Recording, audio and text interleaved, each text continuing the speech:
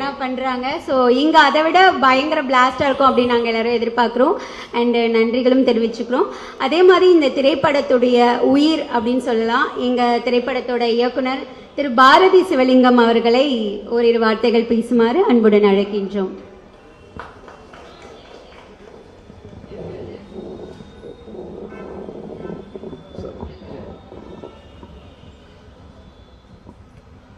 என்ன பேசுறதுனே தெரியல. சார் பக்கத்தில் உட்காந்துருக்கும் போது நிரூபிக்கும் வரை நிராகரிக்கப்படுவாய், நிரூபி அங்கீகரிக்கப்படுவாய் என்ற ஒற்றை வார்த்தையை மனதில் வைத்துக்கொண்டு ஓடிக்கொண்டிருக்கிறோம்.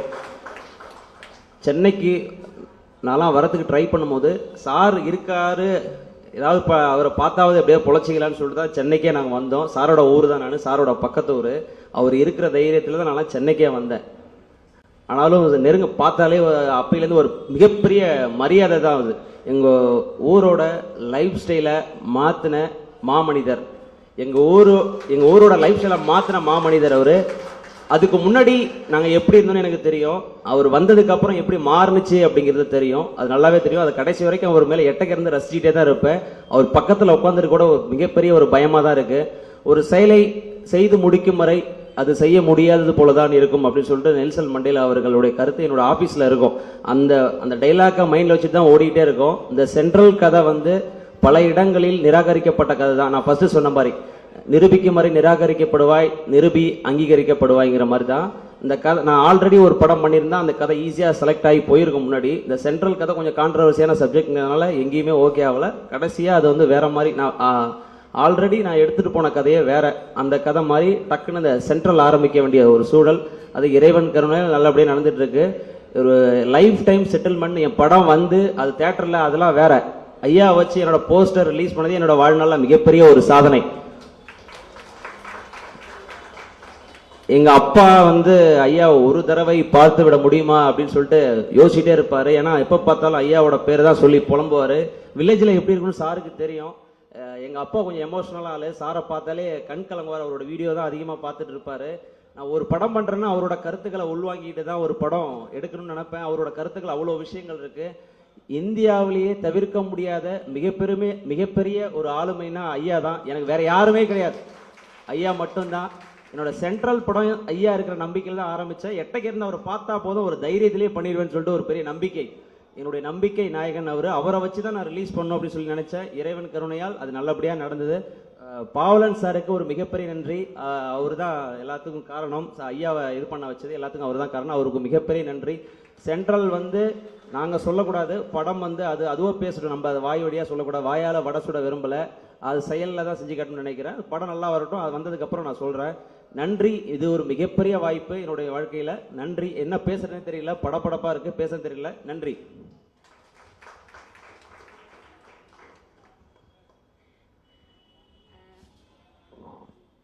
இயக்குனர் தம்பி பாரதி சிவலிங்கம் படபடப்பாக இருக்கும்போதே இவ்வளோ அழகாக யாருக்கு நன்றி சொல்லணும். படத்துல என்ன விஷயம் இருக்குங்கிறத சொல்லாமல் அவ்வளோ ஸ்ட்ராங்காக சொல்லி இவ்வளோ விஷயங்கள் பேசும்போது கண்டிப்பாக படம் பயங்கரமாக இருக்கும் அப்படின்னு நாங்களுமே எதிர்பார்க்குறோம். அடுத்தபடியாக மதிப்பிற்குரிய விடுதலை சிறுத்தைகள் கட்சி மாநில செய்தி தொடர்பாளர் திரு கூகா பாவலன் அவர்களை அன்புடன் அழைக்கின்றோம்.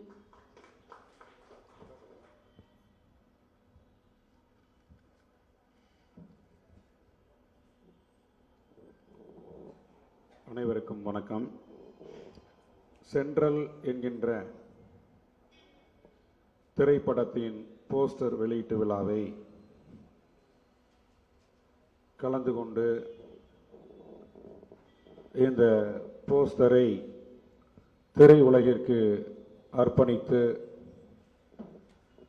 வெளியிட்டு அமர்ந்திருக்கக்கூடிய சமூக நீதி போராளி, எழுச்சி தமிழர், முனைவர் அண்ணன் திருமா அவர்களே,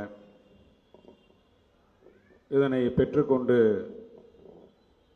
அமர்ந்திருக்கக்கூடிய படத்தின் தயாரிப்பாளர் குமரகுரு அவர்களே, தேவராஜ் அவர்களே, படத்தின் திரைப்பட இயக்குனர் அருமை தம்பி பாரதி சிவலிங்கம் அவர்களே,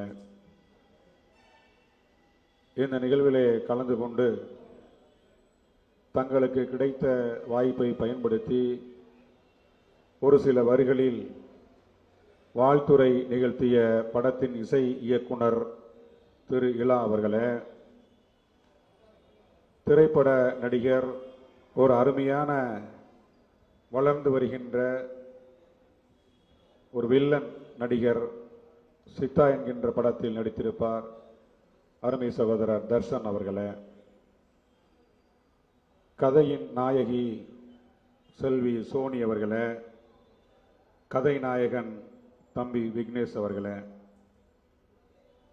உங்கள் அத்தனை பேருக்கும் என்னுடைய பணிவார்ந்த வணக்கத்தை தெரிவித்துக் கொள்கின்றேன். தம்பி பாரதி சிவலிங்கம் அவர்கள் நீண்ட நெடுங்காலமாக இந்த திடலுக்கு வருகை தந்து நமது தலைவர் எழுச்சி தமிழர் அவர்களுக்கு சந்திக்க வேண்டும், படம் குறித்து பேச வேண்டும் என்று கேட்டுக்கொண்டார். நான் அவரிடம் சொன்னேன், தலைவரை நடிக்க வைத்து அவருக்கு ஒரு கதையை உருவாக்குங்கள் என்றேன். அதன்படி தலைவருக்காக ஒரு கதையும் உருவாக்கி இருக்கின்றார். ஆனால் தலைவர் அவர்கள் நடிப்பதற்கு நேரம் இருக்குமா என்று தெரியவில்லை. அதன் பிறகு தலைவர் அவரை சந்தித்து பேசுகின்ற போது அவரிடம் நேரம் இல்லை என்பதை தெரிந்து கொண்டுதான் வேறொரு கதையான இந்த சென்ட்ரல் என்கின்ற கதைக்கு அவர் தாவினார். அவர் அங்கனூர் பக்கத்தில் இருக்கக்கூடிய முத்துவாஞ்சேரி என்கின்ற ஊரை சேர்ந்தவர். இவரை போன்ற ஆளுமைகள் இன்றைக்கு திரைத்துறையில் வளர்ந்து வந்திருக்கின்றார்கள், வளர்ந்து கொண்டிருக்கின்றார்கள். எல்லா சாலைகளும் ரோம் நகரத்தை நோக்கி என்று சொல்லுவார்கள். உலகின் எல்லா சாலைகளும் ரோம் நகரத்தை நோக்கி. அதுபோல இன்றைக்கு தமிழ்நாட்டின் அனைத்து சாலைகளும் அம்பேத்கர் திடலை நோக்கி வருகை தந்திருப்பது உண்மையிலேயே நமக்கு பெருமிதம் அளிக்கிறது. இந்த இடத்தில் கருத்தரங்கம் நடைபெற்று வருகிறது, நூல் வெளியீட்டு விழா நடைபெற்று வருகிறது, படத்திறப்பு நிகழ்வு நடைபெற்று வருகிறது. இப்படி பல்வேறு நிகழ்வுகள் நடைபெற்று வருகின்ற வேளையில் இன்றைக்கு முதல் முயற்சியாக திரைப்படத்தின் போஸ்டர் என்கின்ற நிகழ்வும் நடைபெற்று வருகிறது. அனைவருக்கும் இடமளிக்கக்கூடிய ஒரு இடமாக, அனைவரையும் அரவணைத்துக் கொள்ளுகின்ற ஒரு தாய் இடமாக இன்றைக்கு அம்பேத்கர் திடல் திகழ்ந்து வருகிறது.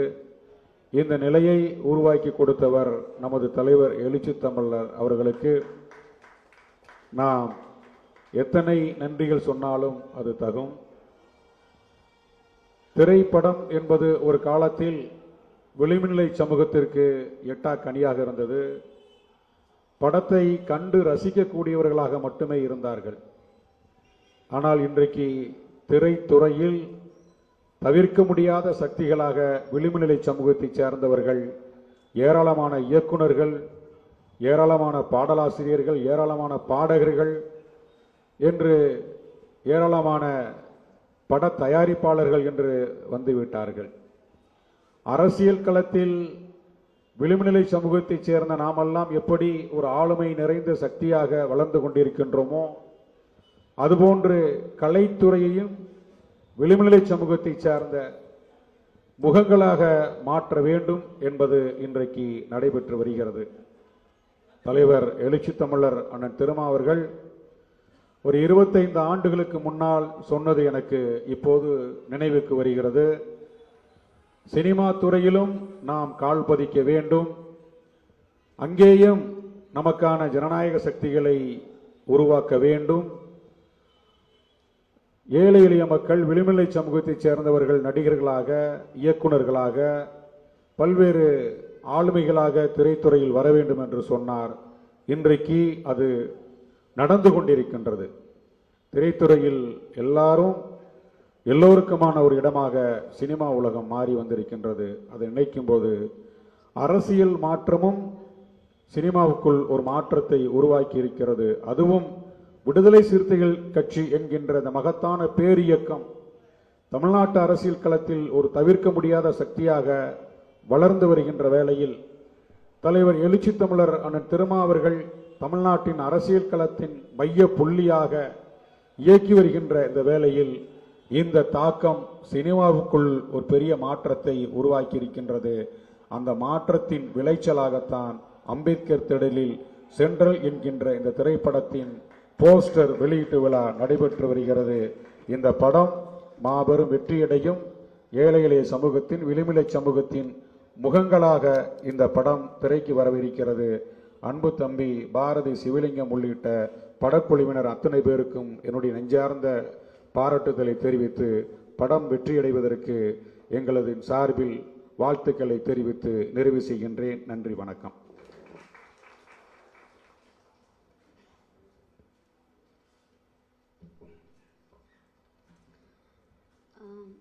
மதிப்பிற்குரிய ஐயா திரு பாவலன் அவர்களுக்கு எவ்வாறு நன்றி கூறுறது அப்படின்னு தெரியல. படக்குழு சார்பாகவும் இயக்குனர் சார்பாகவும் சொல்ல எங்களுடைய நன்றிகள் வார்த்தையால் சொல்ல முடியாது. கண்டிப்பாக இந்த படத்தை நல்லபடியாக எடுத்து அதில் மக்கள்கிட்ட அதை கரெக்டான முறையில் எடுத்துகிட்டு போய் நாங்கள் கொடுத்து அந்த நன்றிகளை தெரிவிப்போம் அப்படின்னு சொல்லிக்கிறோம். ஏன்னா இன்றைக்கி இந்த இடத்துல எங்களுடைய குழு நின்று உங்களை பார்த்து இந்த விஷயம்லாம் சொல்கிறோன்னா அதுக்கு பாவலன் ஐயா மட்டும்தான் காரணம். அவங்க தான் ஐயா கிட்ட எல்லா விஷயமும் சொல்லி எங்களுக்கு இந்த வாய்ப்பை வாங்கி கொடுத்துருக்காங்க. அதுக்காகவே மிகவும் நன்றி சொல்லிக்கிறோம். இறுதியாக வாழ்த்துரை கூறுவதற்காக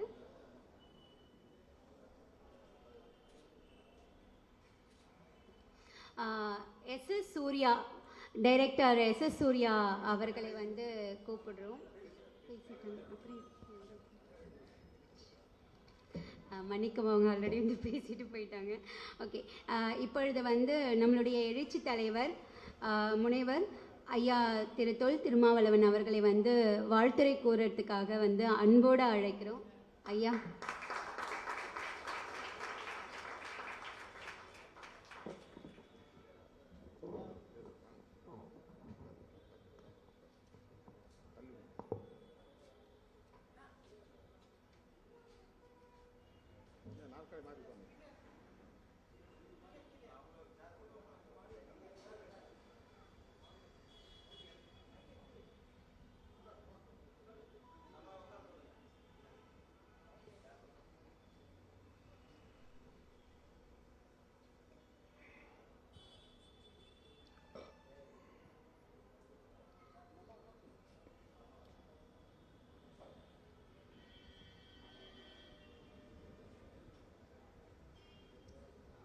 அன்பார்ந்த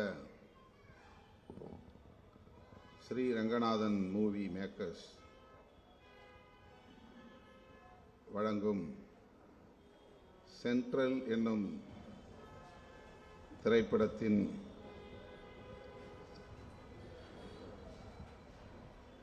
முதல்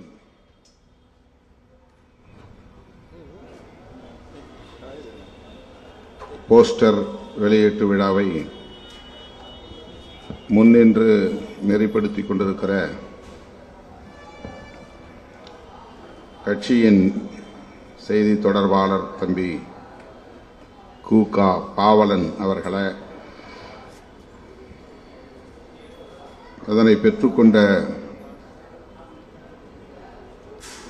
திரை கலைஞர்கள் திரு குமரகுரு அவர்களே, இயக்குனர் பாரதி சிவலிங்கம் அவர்களே, திரு தேவராஜ் அவர்களே,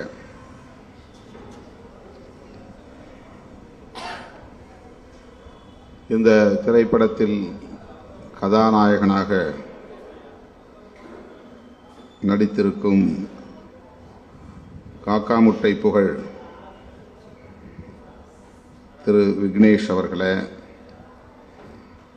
கதை நாயகி செல்வி சோனி அவர்களே,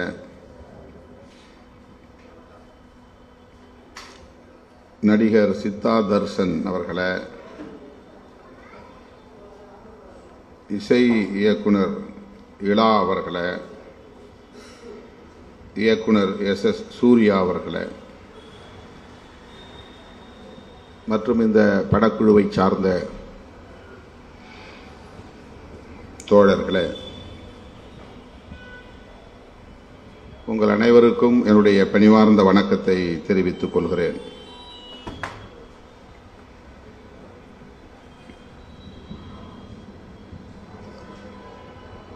இந்த போஸ்டர் வெளியிடக்கூடிய ஒரு வாய்ப்பை எனக்கு வழங்கியதற்காக இயக்குனர் பாரதி சிவலிங்கம் மற்றும் தயாரிப்பாளர் உள்ளிட்ட படக்குழுவை சார்ந்த அனைவருக்கும் என்னுடைய நன்றியை தெரிவித்துக் கொள்கிறேன். சென்ட்ரல் என்பதற்கு ஒரு துணை தலைப்பு ஆங்கிலத்தில் ஹிஸ்டரி ஆஃப் டார்க்னஸ், இருளின் வரலாறு, ஒரு இருட்டின் வரலாறு என்கிற துணை தலைப்போடு இந்த திரைப்படம் உருவாக்கப்பட்டிருக்கிறது.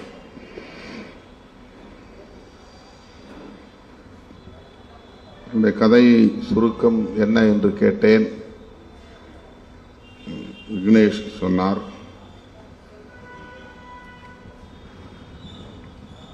பிழைப்பு தேடி சென்னைக்கு வந்து பல்வேறு சவால்களை சந்திக்கும் ஒரு இளைஞனின் வாழ்க்கையை பற்றிய திரைப்படம்.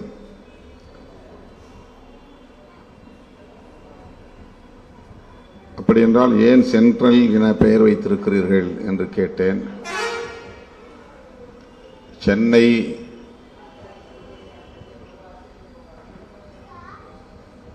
சென்னையை தேடி வருகிற ஒரு இளைஞனின் கதை என்கிற போது சென்னை என்று இருக்கலாமே, சென்ட்ரல் என்று இருப்பதற்கு பெயர் வைத்ததற்கு என்ன காரணமாக இருக்கும் என்று கேட்டேன்.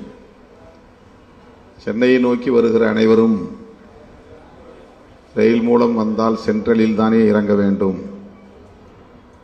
சென்ட்ரல் சென்னையின் மையப்பகுதியாக இருக்கிறது. சென்னையை தேடி வருகிற அனைவருக்குமான ஒரு நுழைவாயிலாக இருக்கிறது.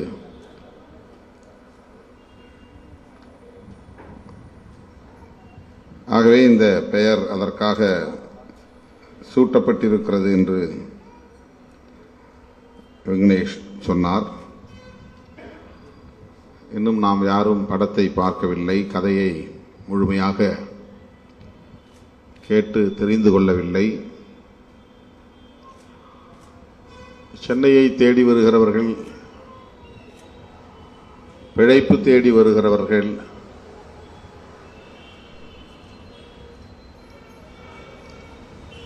அடைக்கலம் தேடி வருகிறவர்கள் எத்தகைய சவால்களை சந்திக்கிறார்கள் என்பதை நாம் ஒவ்வொருவரும் சாட்சிகளாகத்தான் இருக்கிறோம்.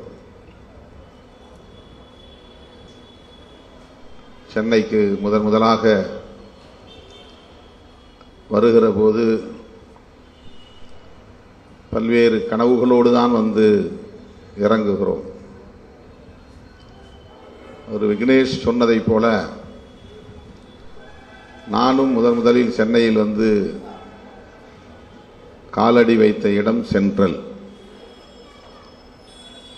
1979 கல்லூரியில் படிப்பதற்கு விண்ணப்பம் செய்ய வேண்டும் என்று சென்னையை நோக்கி பயணப்பட்டோம். நெடுந்தூர பயணம் என்பது அப்போது அனுபவம் இல்லை. 1 மணி நேரத்திற்குள்ளாக பயணிப்பது, ஊரிலிருந்து கல்லூரிக்கு செல்லுவது, டவுன் பஸ்ஸில் ஏறி போவது, அவ்வளவுதான் பயண அனுபவம். முதலில் சென்னைக்கு வந்தபோது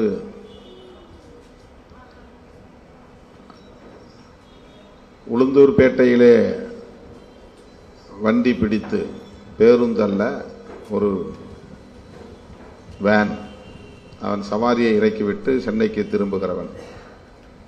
வழியிலே கிடைக்கிற சவாரியெல்லாம் ஏற்றிக்கொண்டு ஆங்காங்கே இறக்கிவிட்டு வந்து சேரக்கூடிய ஒரு வண்டி. அவன் எங்கிருந்து அந்த பயணத்தை தொடங்கினான் என்று தெரியாது. நாங்கள் உளுந்தூர்பேட்டையிலே ஏறினோம். 1 மணி நேரம் ஆனது, இன்னும் சென்னை வரவில்லையா என்று நான் கேட்டேன். 1.5 மணி நேரம் ஆனது, இன்னும் சென்னை வரவில்லையா என்று கேட்டேன். நிறைய வெளிச்சமாக இருக்கிற இடம் வந்ததும் சென்னை வந்து விட்டது என்று நினைப்பேன். வண்டியில் உட்கார இடம் இல்லாமல் நெருக்கி அடித்துக் கொண்டு உட்கார்ந்திருந்தோம். பின்புறத்து கதவு திறந்து கொண்டால் எல்லோரும் மூட்டை உருளுவது போல் உருள வேண்டும். 5-6 பேர் உட்கார வேண்டிய இடத்தில் 10 பேர் உட்கார்ந்திருக்கிற ஒரு சவாரி. ஒருவர் மடிமேல் ஒருவர் உட்கார்ந்து பயணித்தோம். அந்த வலி நலி, எப்படா சென்னை வரும், இறங்கி தொலைத்தால் போதும் என்று ஒரு வலி இன்னும் அது எனக்கு அப்படியே பசுமையாக இருக்கிறது. என் கூட வந்தவர் அது இன்னும் ரொம்ப தூரம் இருக்குப்பா சென்னை, நாம் போகிறதுக்குள்ளே விடிஞ்சு தான் போய் சேருவோம். கிட்டத்தட்ட 5 மணி நேரத்திற்கு மேலாக பயணம் செய்து அவர் சொன்னதைப் போல விடிகாலை பொழுதில் சென்னை சென்ட்ரல் அருகே வந்து அவன் இறக்கிவிட்டு போனான். இறங்கியதும் இது என்ன இடம், இதுதான் மெட்ராஸா என்று கேட்டபோது இதுதான் சென்ட்ரல் என்று சொன்னார். என் கூட என்னை அழைத்து வந்தவர். நான் முதலில் சென்னையிலே அடி எடுத்து வைத்த போது எல்லாவற்றையும் அப்படியே கண்ணை உருட்டி பார்த்தேன். அகலமான தார் சாலை, பெரிய ரயில்வே நிலையம், சென்ட்ரல் ஸ்டேஷன் என்று ரயில்வே ஸ்டேஷன் என்று எழுதியிருந்த அந்த ஆங்கிலத்தில் எழுதியிருந்த வாசகம் பார்த்தேன். எக்கச்சக்கமான வண்டிகள், அந்த காலை வேளையிலும் கூட வண்டிகள் வேகமாக ஓடிக்கொண்டே இருந்தன. நானும் அவரும் அந்த இடத்திலே இறங்கியதும் அங்கிருந்து பேருந்து பிடித்து இன்னொரு இடத்திற்கு போக வேண்டும். அவருக்கு தெரிந்த இடம், அங்கே போய் தான் தயாராக வேண்டும். அப்படி சென்ட்ரலிலே இறங்கி மாறி ஒரு டவுன் பஸ், சிட்டி பஸ்ஸை பிடிச்சு ரொம்ப தூரம் போனோம். எங்கே போய் இறங்கினோம் என்றால், அடுத்து 2வது அடி எடுத்து வைத்த இடம் குறுக்குப்பேட்டை. குறுக்குப்பேட்டை என்று அப்போது அந்த நண்பர் எனக்கு சொன்னார். இது என்னுடைய சென்னை நோக்கி வந்த பயணத்தின் முதல் அனுபவம்.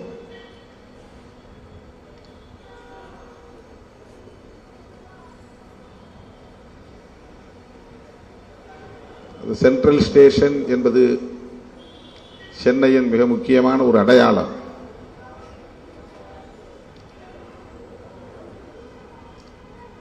இந்தியாவை தமிழ்நாட்டோடு இணைக்கிற ஒரு புள்ளி. தமிழ்நாட்டுக்கு அப்பால் எந்த மாநிலத்திலிருந்து யார் வந்தாலும் சென்ட்ரல் ரயில்வே ஸ்டேஷனில் வந்து இறங்கித்தான் சென்னைக்குள்ளே நுழைய முடியும். தி கேட்வே ஆஃப் தமிழ்நாடு, தமிழகத்தின் நுழைவாயில்.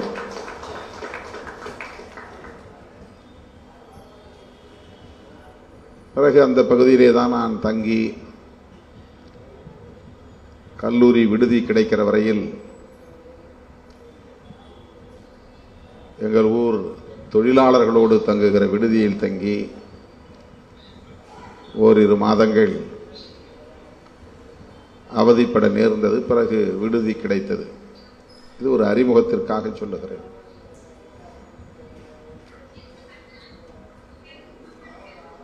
அப்படி 79 நான் அடியெடுத்து வைத்த சென்னையில்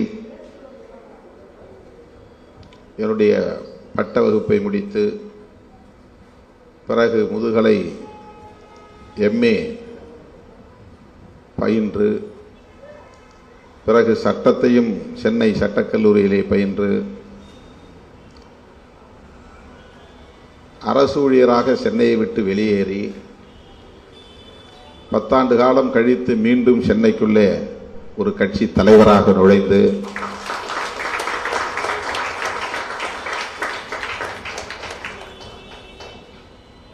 இன்றைக்கு சட்டமன்றத்திற்குள்ளும் நாடாளுமன்றத்திற்குள்ளும் நம்முடைய குரல் ஒலிக்கக்கூடிய வகையில ஒரு இடத்தை தொட்டிருக்கிறோம்.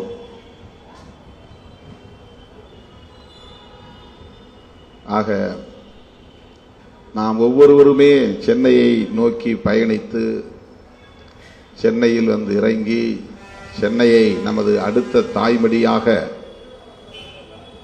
ஏற்றுக்கொண்டு எண்ணற்ற பல சவால்களை சந்தித்து வெளிச்சத்தை பார்த்திருக்கிறோம்.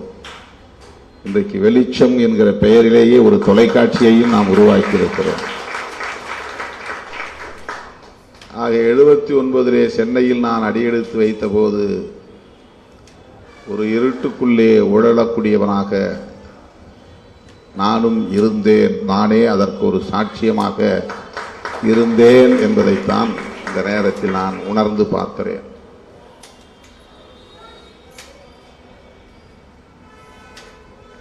மாநில கல்லூரியிலே எனக்கு இடம் கிடைத்தது. கல்லூரியில் இடம் கிடைத்ததும் நமக்கு தங்குவதற்கு விடுதி கிடைக்காது. 1 மாதமோ 2 மாதமோ காலம் எடுத்துக் கொள்வார்கள்.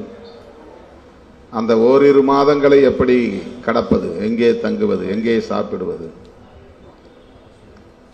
எவ்வளவு பெரிய சவால் இது. கொத்தவால் சாவடி அருகே வரதாமுத்தியப்பன் தெரு என்று ஒரு தெரு இருக்கிறது. அந்த தெருவிலே தொழிலாளர்கள் தங்குகிற ஒரு நெருக்கடியான இடம். அந்த தொழிலாளர்களுக்கென்று சமைத்து உணவை வியாபாரம் செய்யக்கூடிய மெஸ் என்று சொல்வார்கள். அது ஒவ்வொரு இடத்திலும் இருக்கும். ஒரே இடமாக இருக்காது, வெவ்வேறு இடத்தில் இருக்கும். அங்கே வெறுமன துண்டு விரிச்சு போட்டு படுத்துக் கொள்ள வேண்டும், அவ்வளவுதான். அப்படி படுத்தால் கூட ஒருவர் மேல் ஒருவர் கால் போட்டு படுக்கிற அளவுக்கு தான் இடம் இருக்கும். இல்லை என்றால் உட்கார்ந்து கொண்டே தூங்க வேண்டும். ஒருவர் கழிப்பறைக்கு போனால் இன்னொருவர் காத்திருக்க வேண்டும் மணிக்கணக்கில். குளிப்பதற்கு ஒரே ஒரு பாத்ரூம் இருக்கும், அதுலயும் கதவு இருக்காது.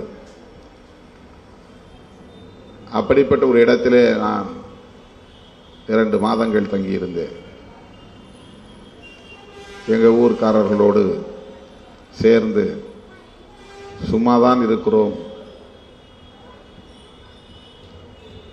நமக்கும் செலவுக்கு தொகை தேவைப்படுகிறது, வீட்டிலே போய் இதற்காக கேட்க முடியாது என்று அந்த தொழிலாளர்களோடு சேர்ந்து போய் கொத்தவால் சாவடியிலே சில முறை மூட்டை சுமந்திருக்கிறேன். கடுமையாக கழுத்து வலிக்கும். கூட வருகிறவர்கள் தூக்க வேண்டாம், நீ வேண்டாம், வராதே என்றார்கள். நமக்கு அனுபவம் தேவை. கொத்தவால் சாவடிக்குள்ளே நுழையவே முடியாது. மழை காலத்தில் அப்படி ஒரு நாற்றம் அடிக்கும். அழுகிய காய்கறிகள், அழுகிய இலைகள், அழுகிய கீரை வகைகள், அப்படியே அது குவிந்து குவிந்து அதை சுத்தம் செய்வதற்கு இயலாத நிலையிலே அதில் தான் நடந்து போக வேண்டும். மழை பெய்தாலும் பெய்யாவிட்டாலும் எந்த நேரமும் ஈரங்காத்து கிடக்கிற ஒரு இடம் அது. மலை பெருமாள் தெரு முழுக்க சேரும் சகதியுமாகத்தான் இருக்கும். அந்த பகுதிக்குத்தான் வியாபாரிகள், சிறு சிறு வியாபாரிகள் வந்து காய், கறி, பழம் எல்லாவற்றையும் வாங்கி செல்வார்கள். உள்ளே வண்டி போகாது. ஆக வியாபாரிகள் வாங்கக்கூடிய அனைத்தையும் மூட்டை கட்டி தூக்கி கொண்டு வந்து இந்த டெலிபோன் எக்ஸ்சேஞ்ச் போன்ற இடங்களில், பாரிமுனை பகுதிகளில் நிற்கிற வண்டிகளில் வைக்க வேண்டும். ஆட்டோ ரிக்ஷா, கை ரிக்ஷா இல்லை, சைக்கிள் ரிக்ஷா. தொழிலாளர்கள் இப்படித்தான் அங்கே பணியாற்றுவார்கள். ஒரு இருண்ட காலம், வலி மிகுந்த காலம். இன்றைக்கும் அவையெல்லாம் வடுக்களாக அப்படியே வாழ்க்கையில் அடையாளங்களாக இருக்கின்றன. பிறகு விடுதி கிடைத்தது. சைதாப்பேட்டையில் இருக்கிற MC ராஜா விடுதியிலே தங்கி 5 ஆண்டு காலம் பயிலுகிற வாய்ப்பு கிடைத்தது. இதுபோல ஒவ்வொருவருக்கும் ஒரு கதை இருக்கும். அப்படி ஒரு இளைஞரின் கதையைத்தான் இந்த தம்பிகள் தேர்வு செய்திருக்கிறார்கள் என்று நான் நம்புகிறேன்.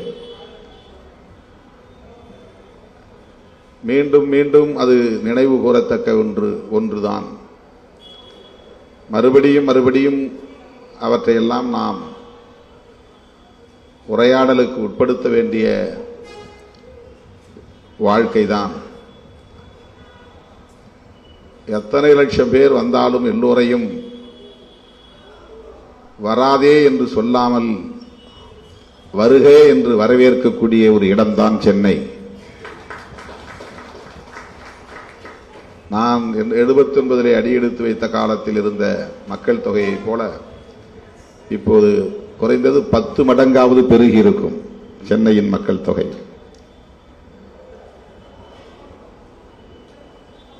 எத்தனை லட்சம் பேர் வந்து கொண்டே இருந்தாலும் அவ்வளவு பேரையும் உள்வாங்கிக் கொள்ளுகிற, அவ்வளவு பேருக்கும் வாழ்க்கை தருகிற, அவ்வளவு பேருடைய வாழ்க்கைக்கும் ஒரு அடைக்கலமாக இருக்கிற, புகலிடமாக இருக்கிற ஒரு பெருநகரம்தான் சென்னை. தமிழ் பேசக்கூடியவர்களுக்கும் சென்னை தான் புகலிடம், தெலுங்கு பேசக்கூடியவர்களுக்கும் சென்னை தான் புகலிடம், இந்தி, குஜராத்தி என்று வடமொழி பேசக்கூடியவர்களுக்கும் சென்னை தான் புகலிடம். மொழி, இனம் என்கிற பாகுபாடு இல்லாமல் அனைவரையும் தமது பிள்ளைகளாய் ஏற்றுக்கொள்கிற ஒரு தாய்மடி சென்னை. அவ்வளவு பேரும் உள்ளே நுழைவதற்கு ஒரு நுழைவாயிலாக இருப்பதுதான் சென்ட்ரல். இந்த சென்ட்ரல் என்கிற பெயரிலே தம்பிகள் உருவாக்கி இருக்கிற இந்த திரைப்படம் மானுட வாழ்வியலை பேசுகிறது. உழைக்கிற மக்களின் இருண்ட பக்கத்தை பேசுகிறது என்று தலைப்பில் இருந்து நம்மால் புரிந்து கொள்ள முடிகிறது. திரை உலகில் இளம் தலைமுறையினர் இப்போது முற்போக்கு சிந்தனை உள்ளவர்களாக, பாட்டாளி வர்க்கத்தின் நலன்களில் அக்கறை உள்ளவர்களாக ஏராளமானவர்கள் இருக்கிறார்கள் என்பது நம்பிக்கை அளிக்கிறது, மகிழ்ச்சி அளிக்கிறது. கடந்த காலங்களிலும் உண்டு. ஆனாலும் கூட இப்போது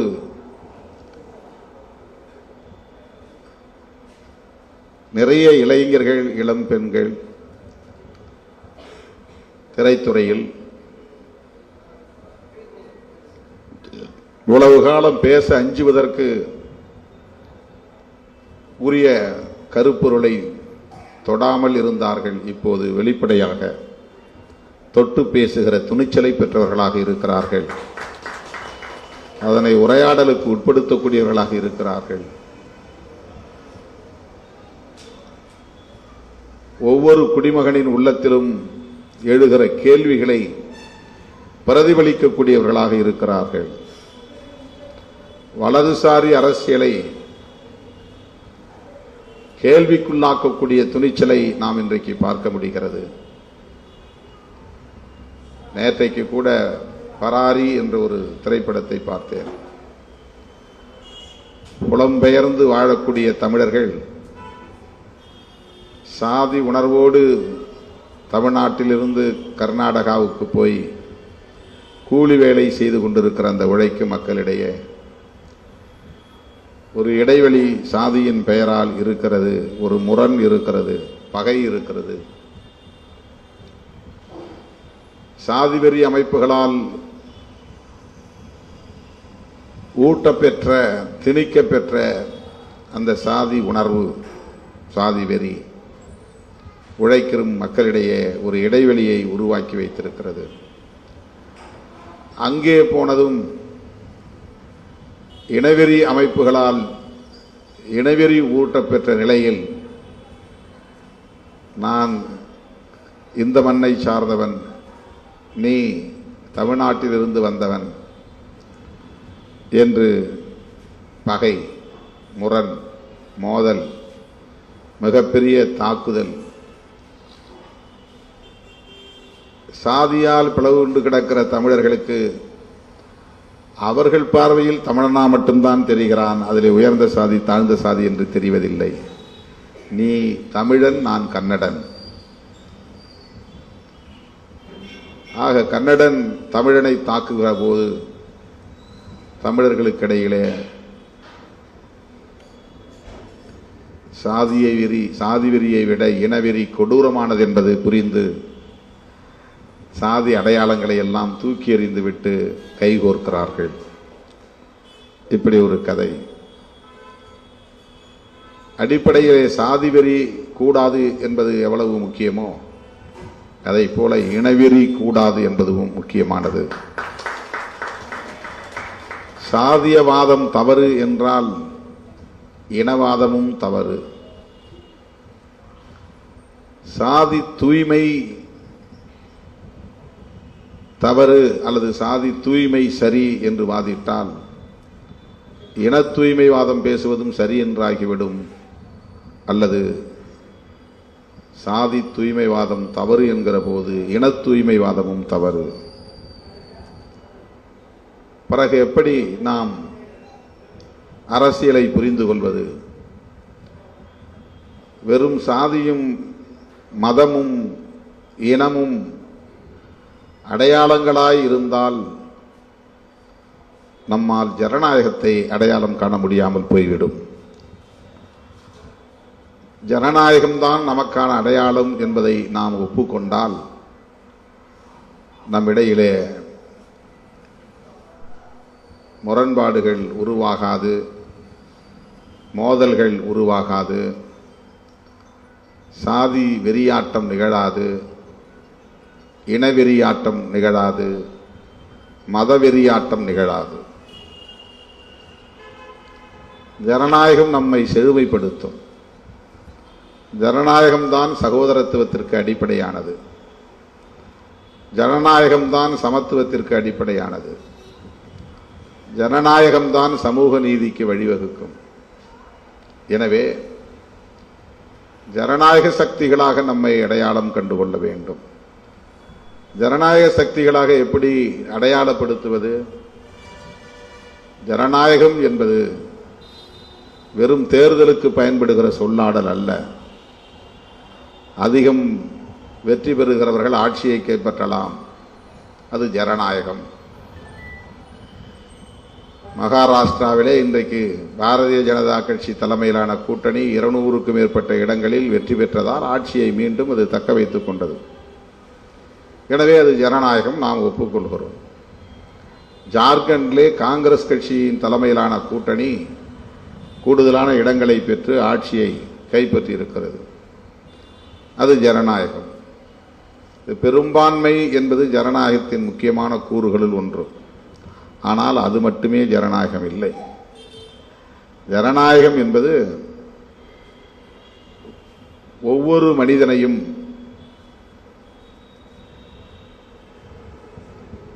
சாதி வரம்புகளை கடந்து, மத வரம்புகளை கடந்து, பாலின வரம்புகளை கடந்து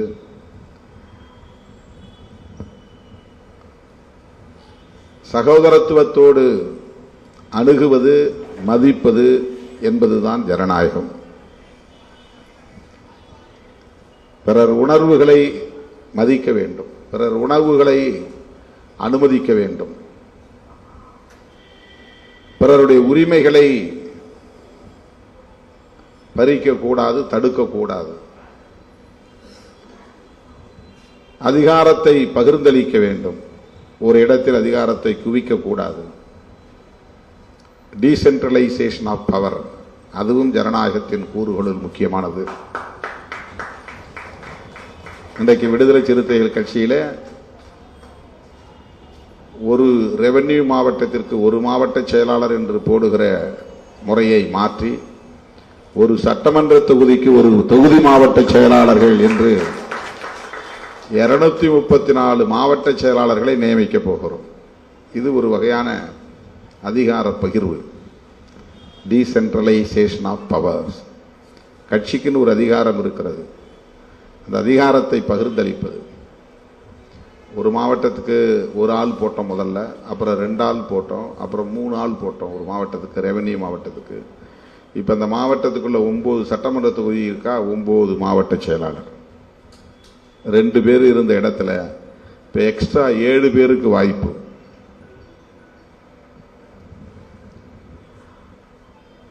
மொத்தம் 38 மாவட்டங்கள் என்றால் 76 பேர் 2 பிரிச்சா அதிகபட்சம் 100 பேர். 80க்கு மேல எந்த கட்சியிலும் மாவட்ட செயலாளர் கிடையாது. இன்றைக்கு கூடுதலாக 150 பேருக்கு அந்த வாய்ப்பை கொடுக்கிறோம். 150 பேருக்கு கூடுதலாக. ஆக இப்படி அதிகாரத்தை பகிர்ந்தளிப்பது அது ஜனநாயகத்தின் கூறு. ஆகவே ஜனநாயக சக்திகளாக நாம் இருக்கிறோம் என்றால், என் குலம் இதுன்னு எனக்கு மட்டும் இல்லை, என் சாதிக்கு மட்டும் இல்லை, யாரும் குளத்துல குளிக்கலாம், அது ஜனநாயகம்.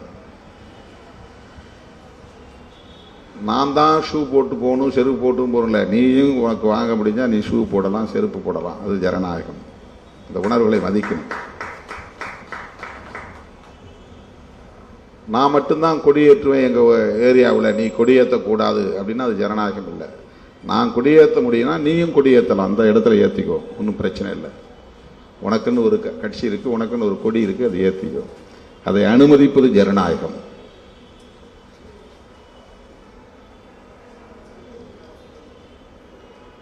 எனவே ஜனநாயகம்தான் நமக்கான அடையாளமாக இருக்க வேண்டுமே தவிர சாதியோ மதமோ மொழியோ இனமோ கூடாது.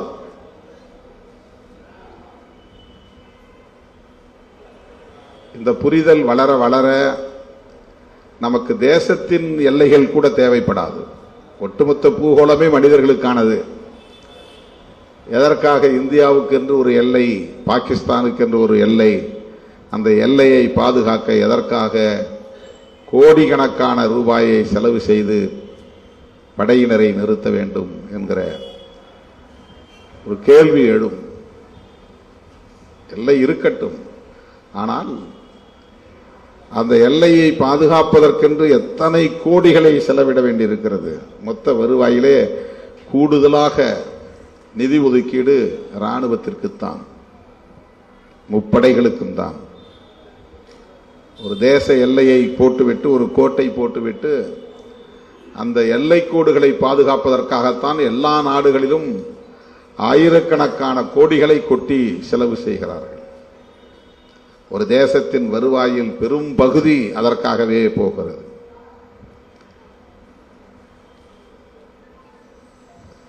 ஜனநாயகம் வளருகிற போது, மலருகிற போது, வலுப்பெறுகிற போது இவையெல்லாம் நாளுக்கு நாள் குறையும். ஜனநாயகத்தை நாம் இன்னும் யாரும் ஒரு பொருட்டாக எடுத்துக்கொள்ளவில்லை என்பதுதான் எல்லா வகையான பிரச்சனைகளுக்கும் மூல காரணமாக இருக்கிறது. வர்க்க பிரச்சனையாக இருந்தாலும் சரி, சாதி பிரச்சனையாக இருந்தாலும் சரி, ஆண் பெண் என்கிற பாகுபாடாக இருந்தாலும் சரி,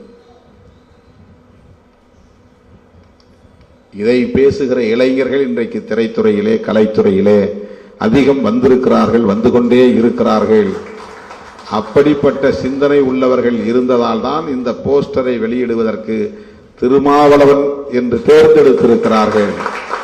இல்லை என்றால் இவர்கள் என்னை தேடி இருக்க மாட்டார்கள், இந்த திடலுக்கு வந்திருக்க மாட்டார்கள். ஆகவே நான் பெருமைப்படுகிறேன், மகிழ்ச்சி அடைகிறேன். இந்த படக்குழுவினரை பாராட்டுகிறேன், வாழ்த்துகிறேன். இந்த திரைப்படம் நல்ல வரவேற்பை பெற வேண்டும், வெற்றி பெற வேண்டும் என்று வாழ்த்தி முடிக்கிறேன். நன்றி, வணக்கம்.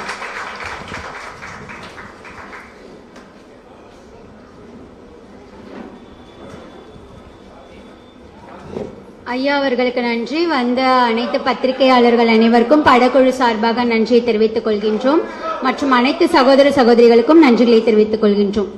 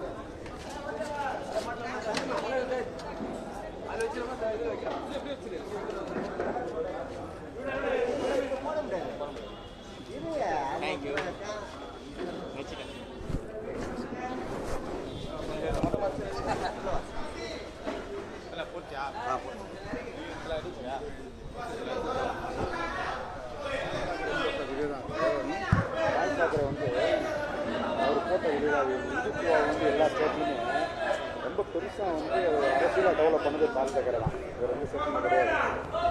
அடுத்து குஜராத்திகள் அங்கே மும்பையோட பிஸ்னஸ் கையில் எடுத்துருக்காங்க.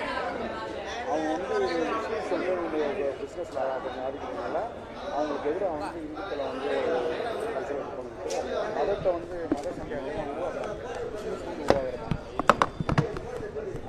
அது குஜராத் வந்து அங்கே இருக்கிற மகராஷ்டிரா மக்கள்லாம் ரொம்ப சாதாரணமாக ஓவைசி அங்கே ஓவைசி